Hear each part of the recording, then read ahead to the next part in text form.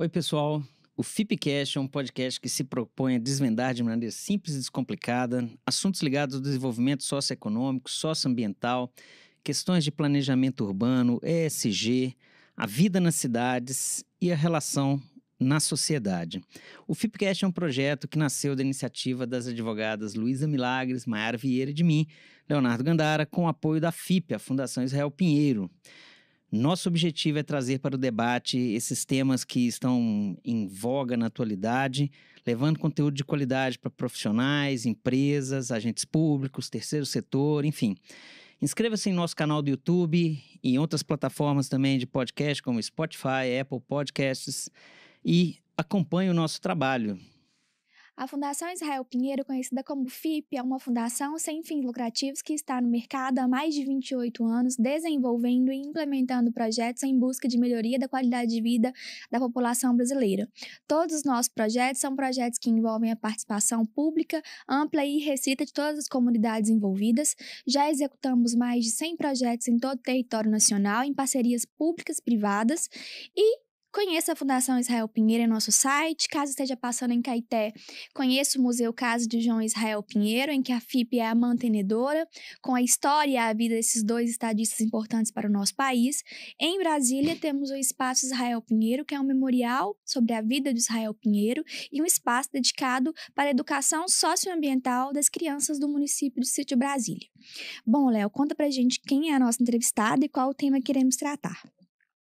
Bem, Mayara, a gente está aqui com uma pessoa que, enfim, eu acho que vai ser bastante disruptivo o papo, né? Pelo menos eu tive a oportunidade de assistir no TEDx, né, Belo Horizonte. É a professora Maria Cecília Máximo.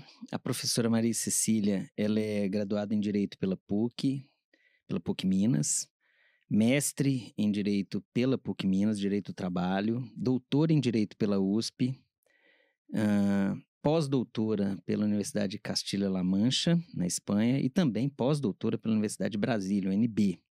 Além disso, milita na advocacia, né, no dia a dia da advocacia, na Max Olha Advogados, é mãe da Sofia e do Samuel e também é professora, né? Professora do mestrado e doutorado na PUC Minas, enfim. E a gente vai falar de o mundo do trabalho para a mulher e a mãe. Pode parecer um tema um pouco, como assim, né? A mulher e a mãe, né? Então, a professora Maria Cecília traz uma discussão muito bacana sobre isso, pelo menos eu acho super legal, né? Então, professora, vamos começar falando da sua vida, né? Da sua história de vida. Então, assim, como é que foi essa trajetória, essa formação tão vasta, né? E essa conexão com as questões trabalhistas que envolvem o direito da mulher. Como é que calhou de você trazer esse tema dessa forma tão diferente, tão provocativa? Bom, primeiro eu quero agradecer a oportunidade, eu fico muito feliz de falar desse tema. Esse é um tema que tem como fio condutor a minha própria vida, então eu fico muito feliz e acho que é um tema importante, que tem que ser debatido, tem que ser divulgado e tem que fazer, não só as mulheres, mas os homens principalmente, pensarem a respeito, os pais, né? Eu comecei desde a graduação a me encantar pelo direito do trabalho. Eu gosto de encarar o direito como um instrumento de igualação, realmente. E o direito do trabalho, ele mexe com essa questão das pessoas mais vulneráveis, que trabalham porque necessitam, porque trabalhamos porque precisamos. E aí eu fui seguindo a carreira acadêmica e quando eu estava grávida da minha filha, da Sofia, eu fui fazer pós-doutorado na Espanha. E aí eu comecei a sentir, né, que seria difícil fazer algo para a minha carreira depois que ela nascesse. E de fato foi. 10 anos depois que eu consegui fazer meu segundo pós-doutorado. E aí, na pesquisa, eu comecei a estudar o feminismo. E a desconstruir todos os estigmas que existem em torno do feminismo. Porque muita gente acha que feminismo é ódio ao homem, né? Ou supremacia da mulher. E muito pelo contrário, né? O feminismo, ele busca justamente essa igualação de direitos e responsabilidades entre homens e mulheres. Ou seja, é uma igualdade, Não é uma supremacia nem de um, nem de outro. E para isso, a gente precisa recrutar os próprios homens. Entender que os homens também serão libertados pelo feminismo. E aí, quando eu comecei a estudar essas questões, eu me peguei numa vida falsa. Eu me peguei, assim, eu percebi que eu mesma era vítima de uma sociedade machista e que eu estava ali reproduzindo uma cultura e uma vida patriarcal machista. Então, depois de inúmeras, dentre outras questões, eu me divorciei com 2 filhos. E aí eu comecei a sentir na prática, né, na pele, realmente o que era ser mãe solo. E como que o direito e a sociedade não estava preparado para criar condições para que essa mãe trabalhadora se desenvolva. Então, a duras penas, eu acredito até mesmo que eu seja uma exceção, né? Eu consegui estruturar minha carreira e ter a minha independência financeira, apesar de tudo. Então, foi assim que a minha vida pessoal se encontrou com a minha vida na pesquisa e na advocacia para tratar desse tema importante sobre o trabalho da mulher. Professora, para a gente falar do mundo do trabalho fica muito difícil, porque ele não é uma questão específica que a gente tem num senso comum, que é a questão seletista, né? O mundo do trabalho envolve aí pejotização da economia, os trabalhos precarizados, autônomos, enfim, por aí vai.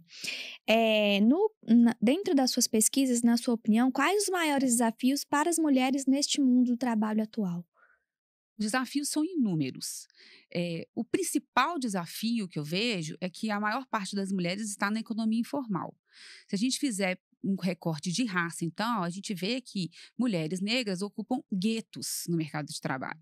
Trabalhos pejotizados, a tempo parcial, terceirização, telemarketing, a mulher já recebe, em média, quase 30% menos do que os homens, na mesma função, numa relação formal. Quando você vai para a informalidade, esse número cresce estratosfericamente. Na relação de emprego formal, a mulher também enfrenta muitos desafios. Por quê? Ela recebe menos do que o homem na mesma função. Normalmente, ela é mais qualificada e maioria no mercado. Além disso, a gente percebe que a legislação trabalhista reduz a mulher à maternidade. Então, quando a gente observa as normas que vão proteger a mulher, elas estão, na verdade, protegendo o bebê. Então, há uma confusão que dificulta ainda mais a vida da mulher no mercado. Por quê? Essa confusão da norma, do direito, acaba deixando a mulher sobrecarregada com as responsabilidades de cuidado. A sociedade naturaliza algo que é cultural. É cultural que a mulher cuide da criança. Mas isso se passa como natural e reflete na legislação. Então, esse talvez seja, na economia formal, na relação de emprego, seja o principal desafio enfrentado pelas mulheres. Eu vou, antes de pular para uma questão que eu acho importante, que eu queria falar sobre cotas, mas eu queria voltar nessa questão, que é dessa naturalização de um aspecto cultural e, digamos assim, o mundo do direito traduzindo para o mundo do direito essa naturalização, né? Como é que a gente poderia, assim, ou como é que a gente está vendo perspectivas de mudança nesse sentido, de, ao invés de ver o papel da mulher no mundo do trabalho, do papel da mãe, ver o papel da mulher, fazer digamos assim, essa distinção, né? A mulher é uma figura, a mãe é outra. Às vezes estão na mesma persona, né? Uhum. Então, como é que a gente vê as perspectivas de mudança disso? Bom, quando você encara o mercado de trabalho desde a perspectiva da mulher, você não pode reduzi-la à maternidade. Então, você vai falar daqui a pouco, como você já deu um spoiler aí sobre as cotas. É uma ação importantíssima para a igualação, porque a gente vive uma democracia formal. Nosso país é pobre, é subdesenvolvido, ele é economia periférica. Então, ele está amadurecendo. Ele não vai, da noite para o dia, virar uma democracia real, efetiva. Então, a gente precisa de mecanismos para que se afirme a igualdade de oportunidades e a igualdade de participação nas instâncias de poder. Quando a gente tem essa mulher que é mãe e está no mercado, eu acho que a mudança, ela tem que vir em todas as... Ela é capilarizada. Ela tem que ter várias frentes de ação. Mas as raízes da discriminação são muito profundas. São sociológicas. Ela é secular. Mas o que a gente tem que perceber, que eu vejo que são 2 caminhos. O primeiro é perceber que essa norma está equivocada. Porque ela está protegendo o bebê, ou o nascituro, ou a criança, e está dizendo que está protegendo a mãe. Não está. Quando eu dou direitos apenas para a mãe trabalhadora, e são muitos, eu estou dizendo que a responsabilidade de cuidado é dela. Então, esse homem, ele fica sem responsabilidade de cuidado e ele fica livre no mercado. Desculpa, nem se ele quiser, né? Suponhamos que ele... Nem se ele quiser, nem né? se ele quiser. Então, ele não tem estabilidade no emprego enquanto a sua esposa está gestante ou companheira. A mulher tem. Ele não pode ter intervalos para amamentar o neném. Ele só pode faltar uma vez por ano para levar o filho no médico. Ele só pode acompanhar em alguns exames pré-natais. Então, existe uma série de normas que visam proteger a mulher, mas não estão protegendo a mulher, estão protegendo o neném. Se essa mulher falecer, se essa mulher faltar, aí ele consegue judicialmente. Ou seja, não é para ela, é para o neném. É para quem vai cuidar do neném. Então, eu acho que uma das medidas, e é o que eu defendo, né, assim, repetidamente, é a extensão desses direitos aos homens. Olha só, para proteger a mulher, eu preciso proteger o homem. Eu preciso estender direitos ao pai, ao homem pai, porque a gente precisa adotar um conceito de parentalidade e não de maternidade ou de paternidade. Um conceito de parentalidade, de uma divisão de responsabilidades de cuidado. E aí, quando a gente fala da mulher-mãe, a gente pode ir além, porque essa cultura, né, de cuidado feminino, que é naturalizada, ou seja, a sociedade ela passa a dizer que é natural a mulher. A mãe é mãe, gente. Mas mãe que sabe cuidar, né? Não tem jeito. A mãe que pariu, a mãe que amamenta. Isso é cultural. É ditado, né? Quem pariu... Isso é cultural, sabe? O pai pode amamentar. Ele pode... a mulher tira o leite, ele dá na mamadeira. O pai pode fazer tudo. A mãe, né, Maiara? Nós que somos mães aqui, a Maiara pode dizer, a gente não nasce junto com a criança sabendo. Né? Não vem com o manual. Eu diria assim que é um dos momentos mais solitários, mais difíceis, assim, e desafiadores do encontro com suas próprias sombras, o pós-parto. E a gente aprende porque a gente não tem outra opção. Então, eu acho que esse é um caminho, assim, de se entender que é preciso compartilhar responsabilidades e compartilhar direitos. Por quê? Por que a mulher ganha menos do que o homem? Porque o mercado, ele faz a conta. O mercado equaliza o custo. Então, ele vai falar, essa mulher vai receber menos, porque a mulher, ela é mais inconveniente. Ela vai faltar se o filho ficar doente, ela vai faltar se ele se acidentar na escola, ela vai sair correndo por qualquer problema, ela que leva no médico, é ela que vai fazer tudo, porque isso é cultural. Certo? Agora, se eu começo a impor não, mas a franquear para o homem o mesmo direito que a mulher, como as relações sociais e afetivas vêm mudando, isso vai ser um processo natural. Eu acredito muito nisso, pelo menos a médio prazo. Que nessas próprias relações, essa mulher vai falar, olha, então você tem o direito, você vai agora. A gente vai dividir, né, essas responsabilidades. E aí, mulheres e homens, mães e pais, tendo os mesmos direitos no mercado de trabalho, as preterições vão diminuir. Porque, veja, eu vou equiparar os inconvenientes que existem e acabo equiparando o custo, à medida em que estes homens, pais, passam a assumir maiores responsabilidades e usufruir de maiores direitos. Eu anotei uma palavra, você usou uma expressão que eu acho interessante, né? E eu vou conectar com a minha pergunta. Você usou a expressão parentalidade, esse verbete, né? Assim, e aí, existem países, e não é minha praia, a questão de direito de trabalho não é, já vou adiantando, mas a gente sabe que existem países que têm, digamos, estruturas mais protetivas, vamos dizer assim. E aí, eu vou citar aqui a Noruega, que é o maior IDH do mundo, enfim, né?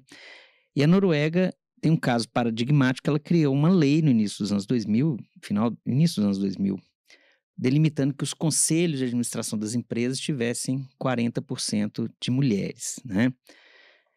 Aí tem uma discussão se ele foi atendido ou não, esses critérios, enfim. E a gente vê essas discussões acontecendo, se espalhando por outros lugares do mundo.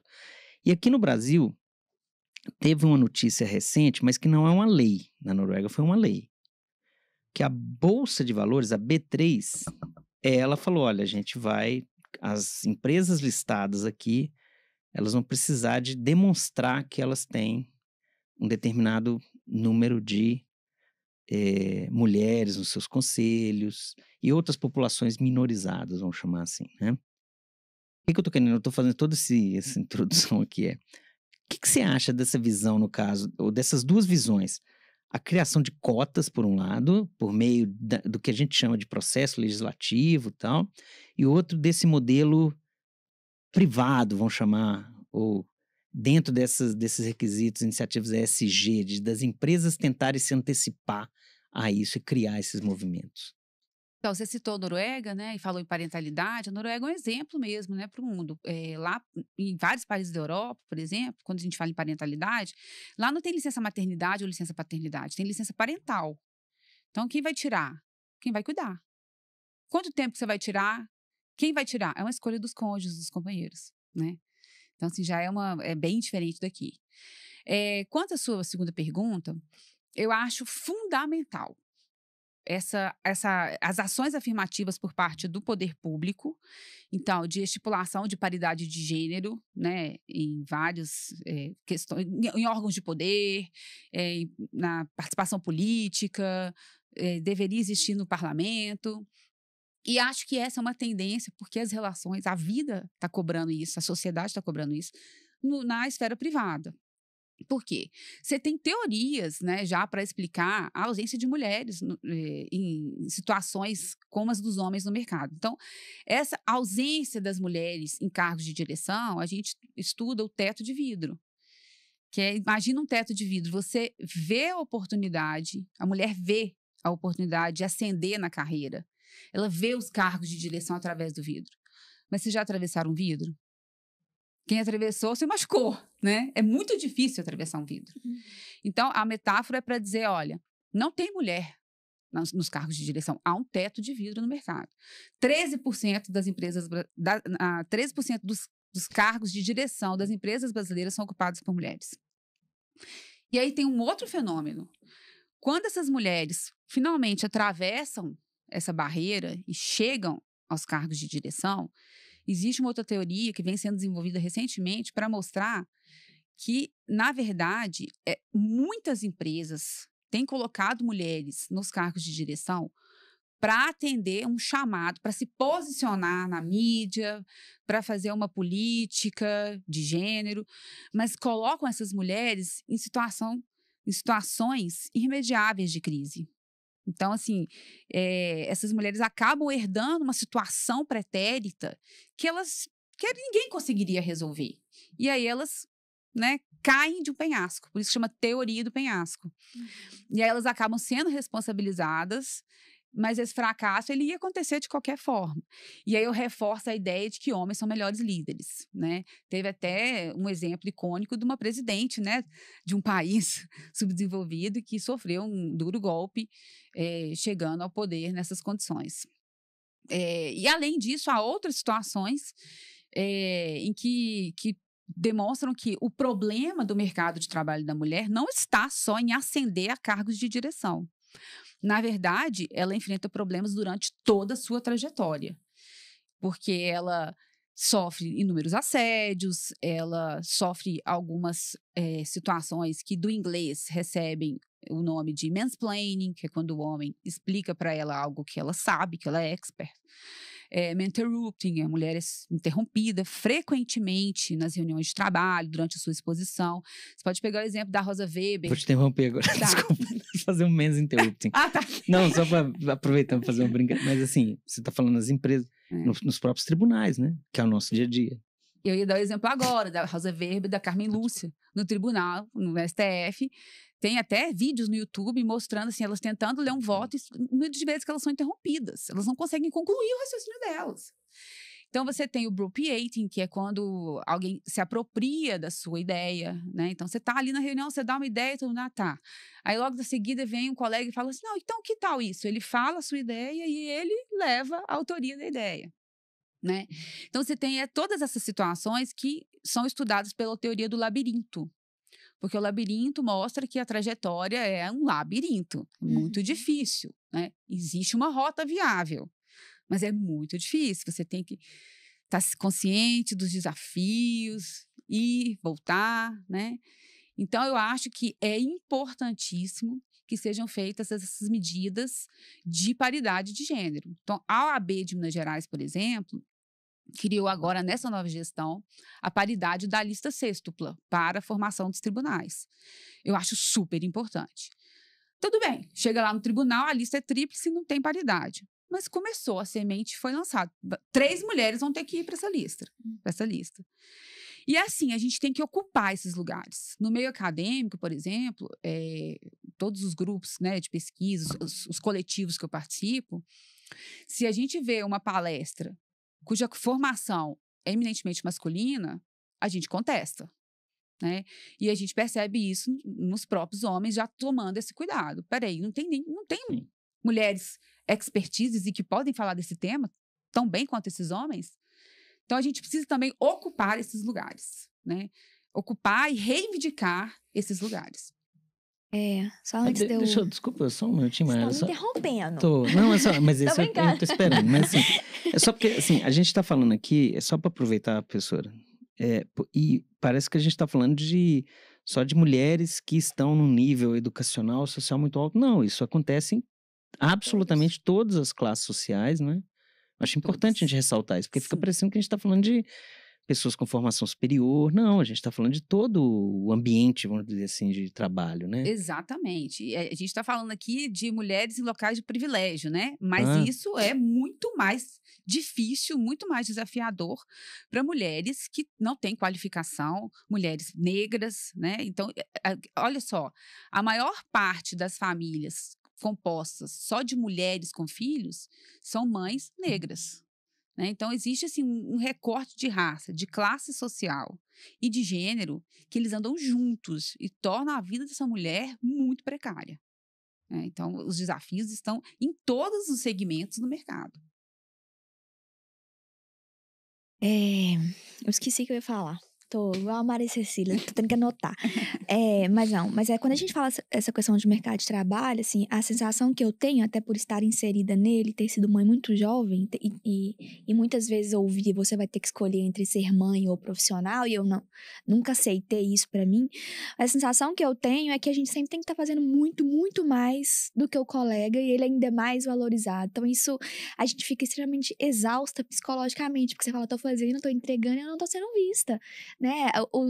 A parede de vidro aí que você falou, é isso, a gente tá vendo um cargo ali que você é totalmente apta, inclusive de capacidade, que você faz e merece, mas o homem, ele sempre tá nas primeiras opções, né? Ali. Vou te dar um exemplo. Recentemente, um repórter da Globo foi fazer uma entrevista, foi fazer o seu trabalho, uma reportagem. E ele mora fora, acho que ele estava em Paris, não sei se é Paris.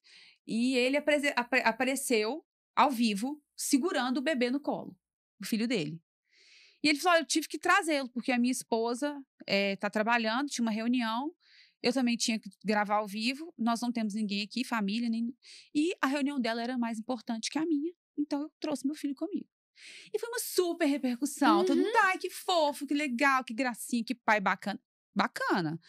Assim, não vejo nada demais, além da responsabilidade dele, compartilhada com a mãe do filho dele.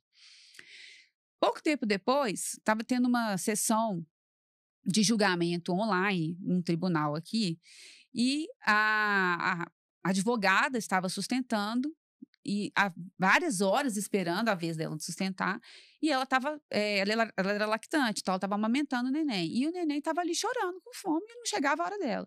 E o desembargador falou que ela tinha que tirar a criança dali, que ela estava Não era o local atrapalhando, apropriado. o local não era apropriado, que ela estava, assim, tumultuando a sessão.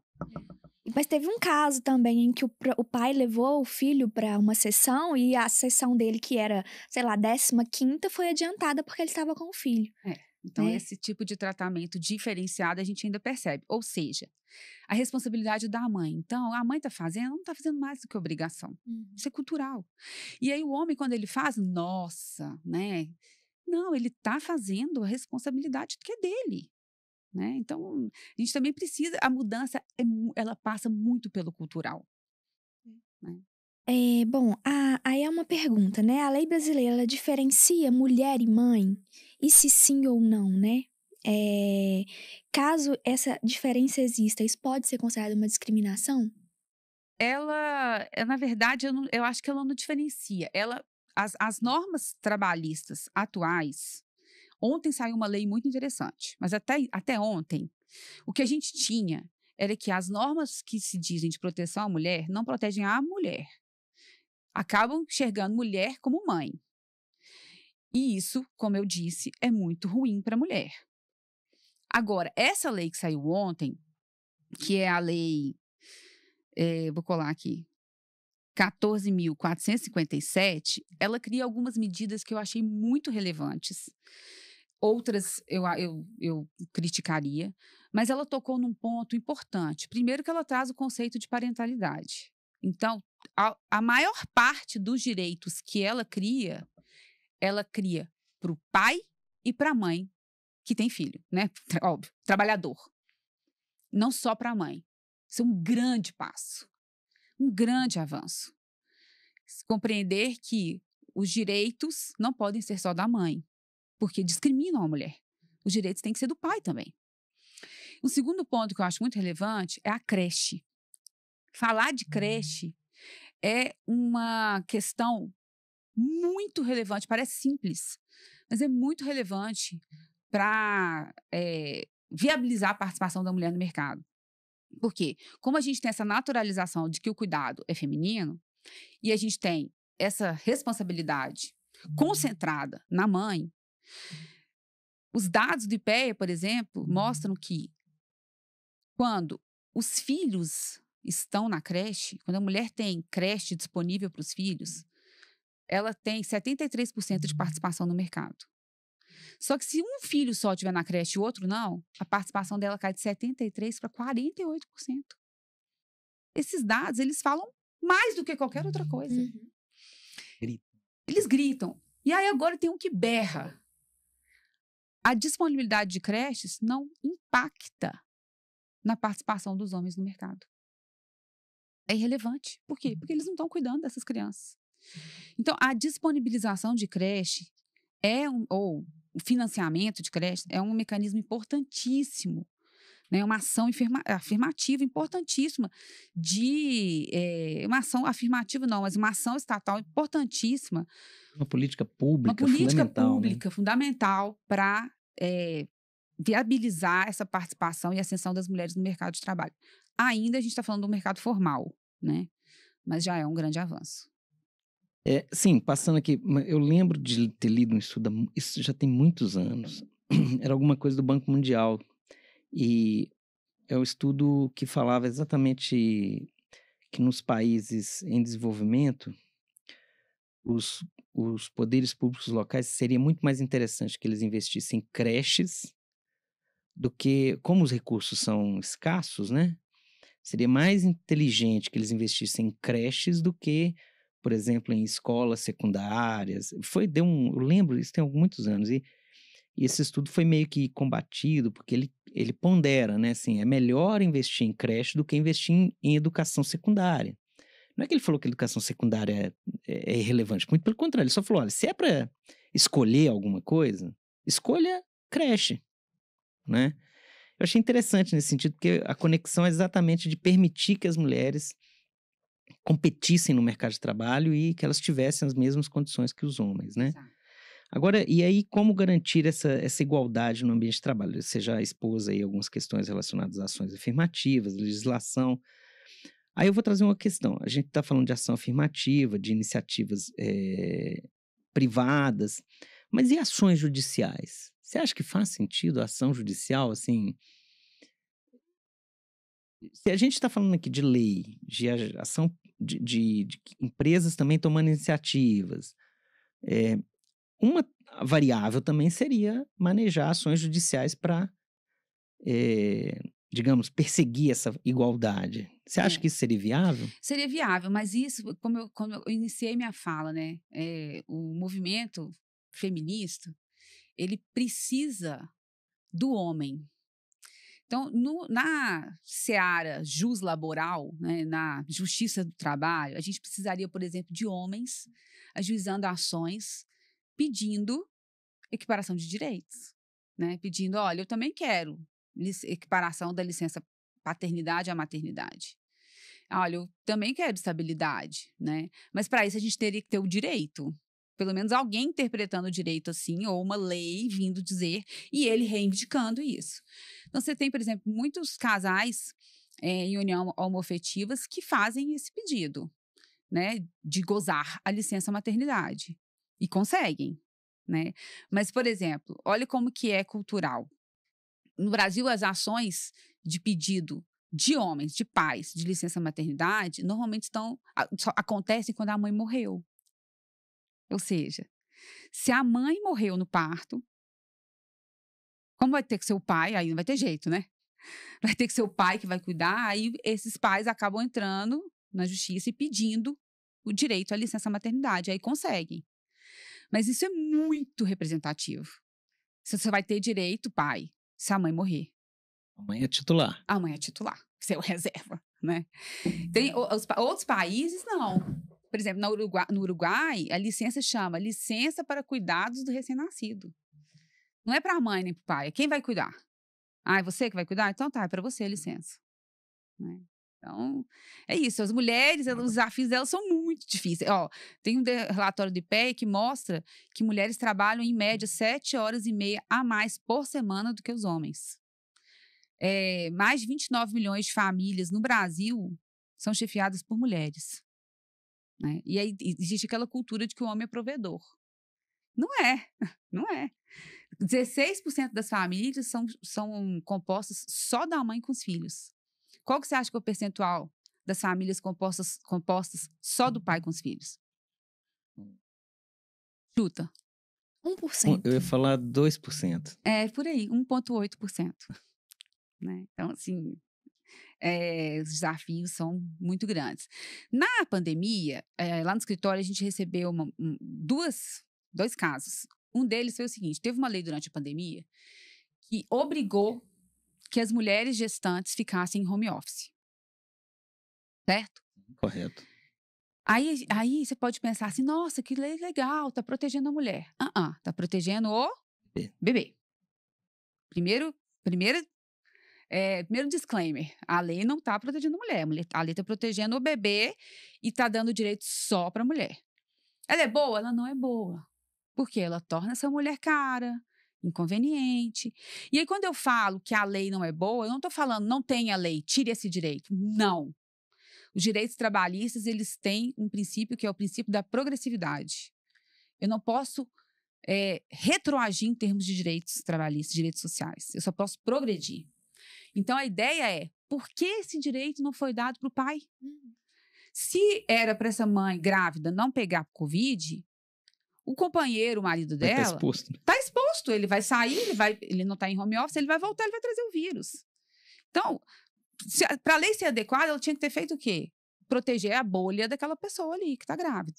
Todos aqueles que convivem com a gestante têm que ficar em home office. Aí eu não crio uma distinção de gênero que acaba encarecendo a mulher. A outra situação foi a seguinte: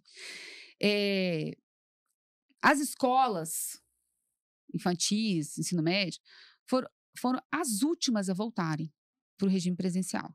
Vocês pensaram na situação dessas mulheres? Das mães? Porque todas as atividades econômicas voltaram para o presencial. Mulher, volte para o presencial. E a escola não voltou. Então, como é que essa mulher volta para o presencial se os filhos estão fazendo aula online dentro de casa? Com quem que ela vai deixar os filhos? Então, a gente teve ação no escritório nesse sentido, para manter o regime de home office, porque a escola não tinha retornado e essa mulher não tinha com quem deixar os filhos. Então, são essas situações que a gente encara no dia a dia. Bom, segundo o IBGE, mais da metade dos lares brasileiros são chefiados por mulheres, na verdade é muito mais que a metade, né? E aí, o que leva a essa questão das jornadas duplas e triplas, impactando inclusive na saúde mental, foi o que eu falei, que é um desgaste mental muito grande, dentre outras 1000 consequências. Qual a perspectiva que esse número traz?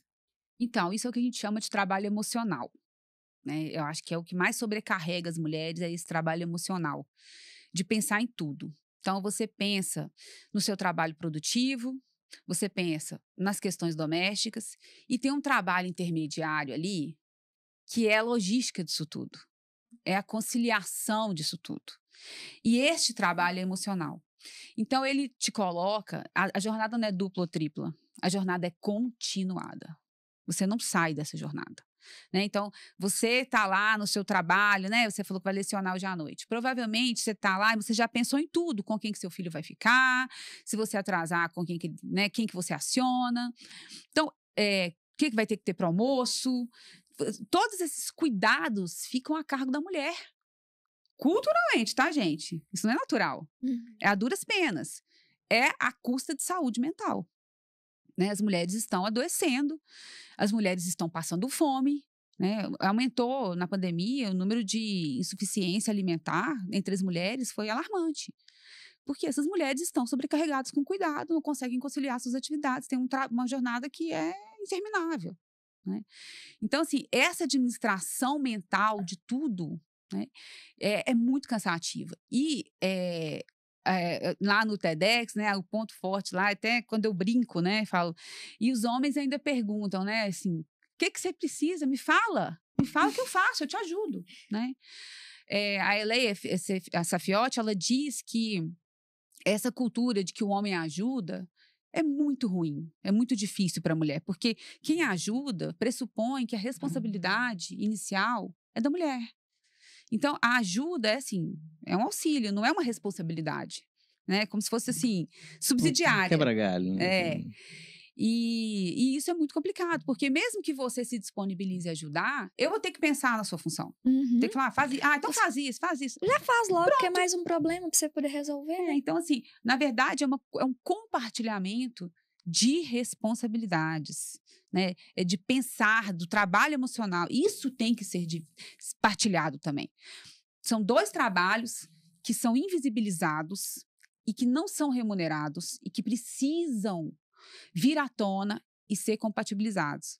O trabalho do cuidado e o trabalho emocional.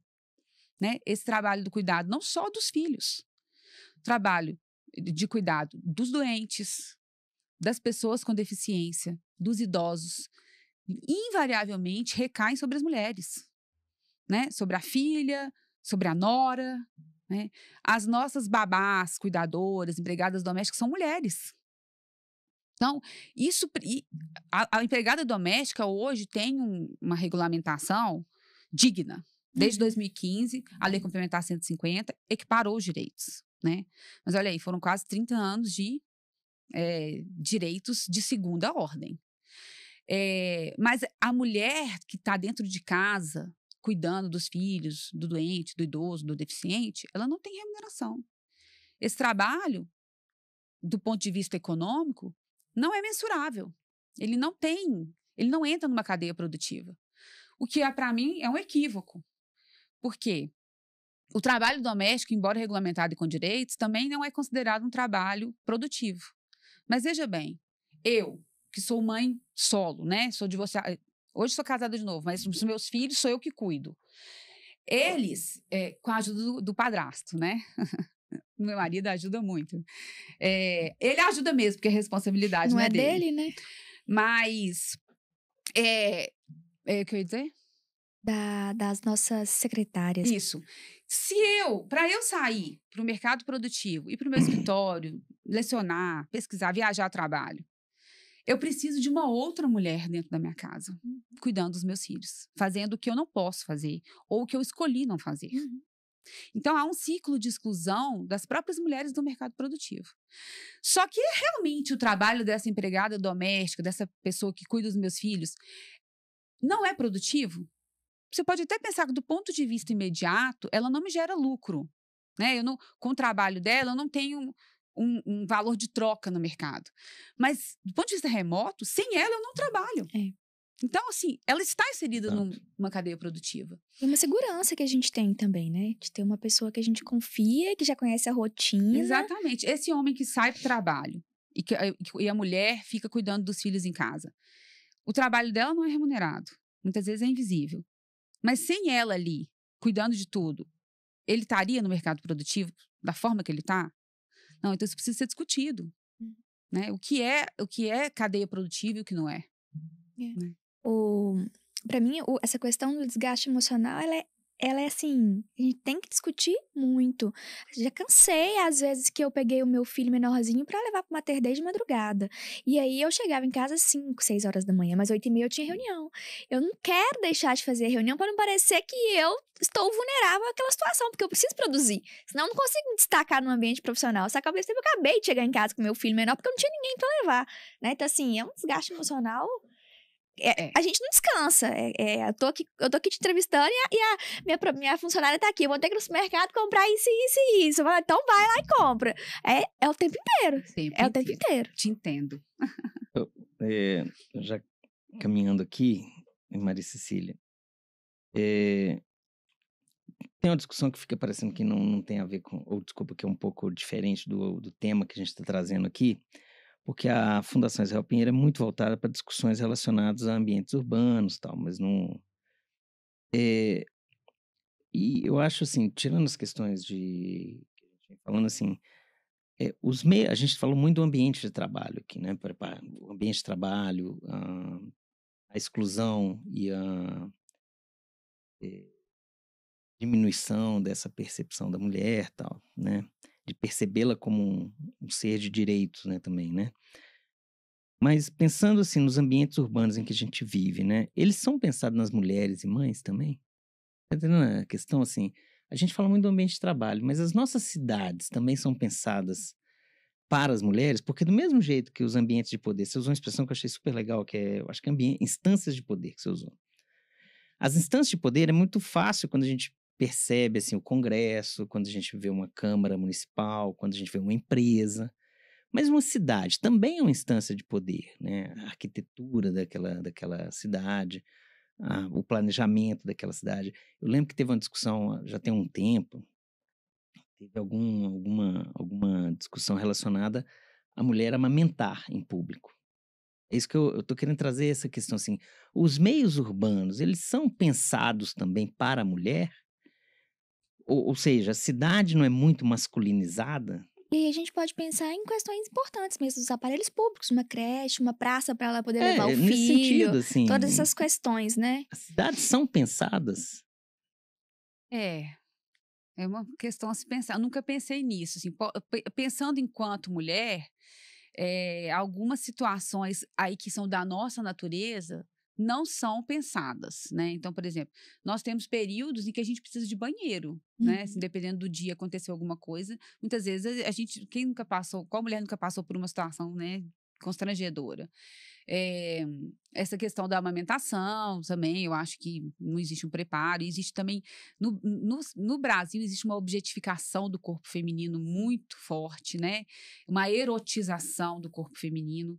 Então, amamentar em público ainda é uma questão, porque há uma erotização do seio. Então, a mulher está ali amamentando seu filho e muitas vezes ela fica constrangida por isso, porque realmente, né, há olhares.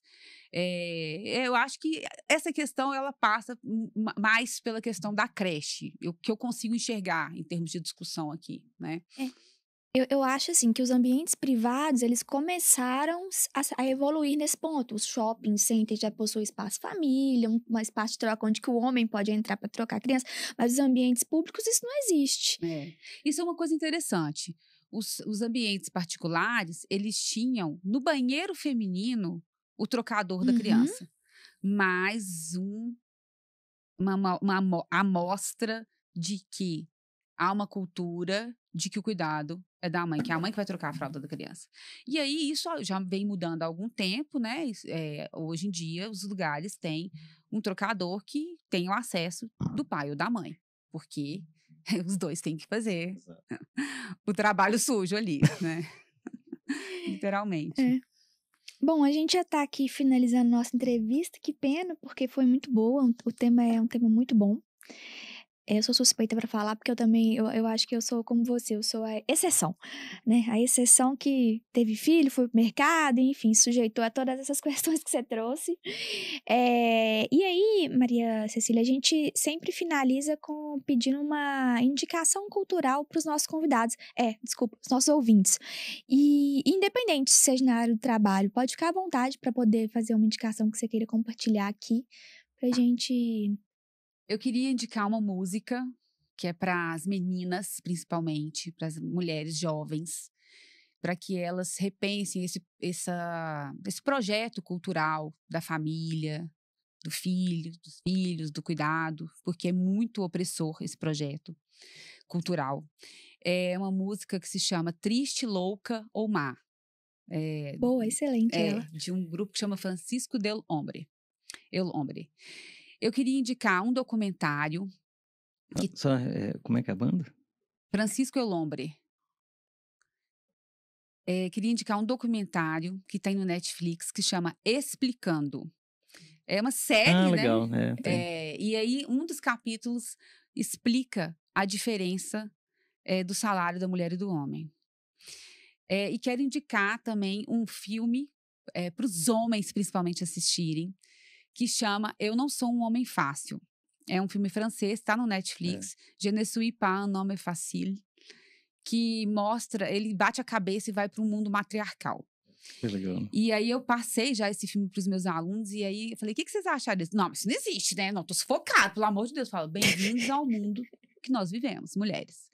E parece exagero, mas não é. É o que a gente vive. E por fim, eu quero indicar um livro que é O Poder do Macho, que é o livro que até que a gente está estudando lá no nosso grupo de pesquisa da PUC, que é o RED, Retrabalhando Direito, que é da Elif Safiotti, que é muito... Ela escreveu ele para o público leigo, então, assim, ela usa uma linguagem muito descomplicada, e todos deveriam ler. Não se assustem, homens, pelo título, leiam, né, que vocês vão gostar. Bom, então ficamos por aqui hoje. Mais um episódio super legal e descomplicado para vocês. Conheça a Fundação Israel Pinheiro em nossos sites, né? Mais uma vez, siga o nosso podcast, siga os nossos outros programas e projetos. E eu passo a palavra agora para a nossa convidada para ela se despedir de vocês. Quero agradecer, como eu disse, essa discussão, ela é importante, ela é urgente, ela é necessária. Fico muito feliz de poder trazer esses debates aqui, fazer as pessoas pensarem um pouco. Convido os homens a conhecerem, né, o movimento feminista, né, a doutrina, para entender que não é nada disso que pregam por aí. Existe uma questão ideológica para estigmatizar isso, né? E eu falo que o feminismo ele liberta os homens de uma masculinidade tóxica, né? Essa ideia de que o homem é o provedor, ele tem que pagar a conta, ele não chora, ele não pode brincar de boneca, ele não pode cuidar, né? Ele tem que resolver tudo na porrada. Não, se a gente tiver direitos e responsabilidades iguais, a gente vai compartilhar tudo isso também. Né? Então, os homens não vão ter que ser fortes, duros e dar conta de tudo, não poder falar e não poder sentir. Né? Então, eu falo que o feminismo liberta os próprios homens. Então, eu convido, né, todas essas pessoas, principalmente os homens, os pais, a assumirem o seu papel, né, na sociedade e assumirem essas responsabilidades. Obrigada. Super legal. Obrigado a você.